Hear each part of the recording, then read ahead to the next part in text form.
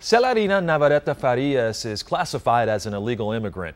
She came to the United States legally 10 years ago to seek treatment for her son Christian, who was suffering from muscular dystrophy. But when a judge ordered Celerina and her family out of the country, she didn't comply. Instantly, she became an immigrant fugitive. But she says going back to Mexico would have meant certain death for her son Christian. Now, Celerina's longtime companion, Agustin Zabala, and her son Enrique Zabala both sit in a Tacoma detention center waiting for deportation to Mexico. Immigration officials say their story is not one of injustice, but a family that was reaching for the American dream and got caught. But Celerina tells a different story. No hice nada malo y tengo pruebas.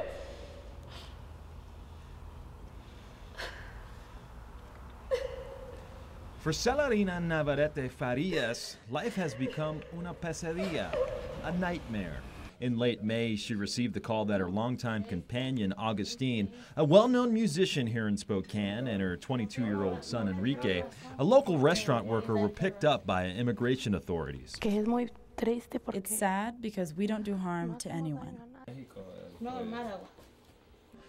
Celerina's story begins in 1999 when she and her family were granted permission to seek treatment in the United States for her 10-year-old son Christian Zabala, who was suffering from muscular dystrophy. She came with her partner Agustin, 12-year-old son Enrique, infant daughter Gloria, and then 10-year-old Christian. According to Navarette-Farias, the only hospital that could give Christian proper treatment was Shriners Hospital in Spokane. When I came for a specific reason. I did not come to rob from anyone. I came to get treatment for my son. In 2000, shortly after her entry into the United States, she was ordered before an immigration judge. The judge ordered Celerina and her family out of the United States for reasons she still doesn't understand. 9 years later, she's still here.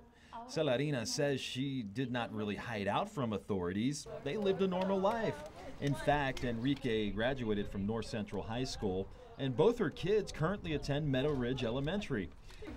Celerina says all these years, they've simply flown under the radar. Help around the issue of immigration and Father Mark McGregor with Gonzaga University was contacted by friends of Navarette-Farias to review her situation. Father McGregor says cases like this could be handled much differently. The Catholic Church, and we're certainly not in favor of illegal immigration, but we're really in favor of policies and procedures that can help families process through this without being so harsh.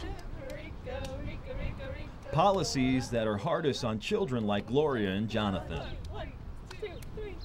This is my country. It's my country.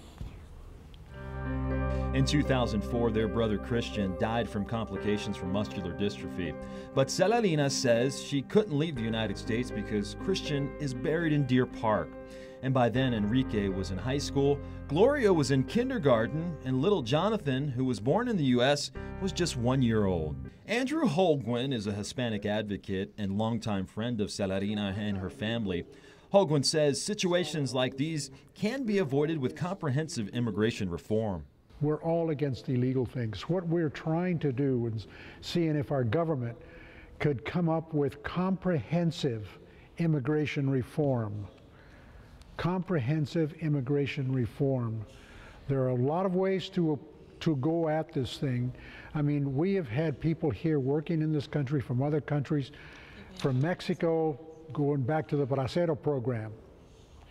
It worked then, it could work now. For now, Celerina and the kids are in legal limbo. Everyone except Jonathan is classified as an illegal immigrant. Navarette-Farias says if she must go back to Mexico, she's most concerned for her children. They're very scared. They really don't understand the situation because they are so young. They do not know why their father is gone.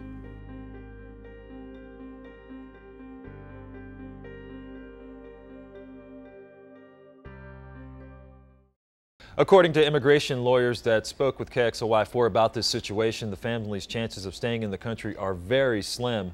The Northwest Immigration Rights Project is looking at this case. Meanwhile, ICE says this family had access to due process in regards to their immigration case, but they chose to ignore the judge's order.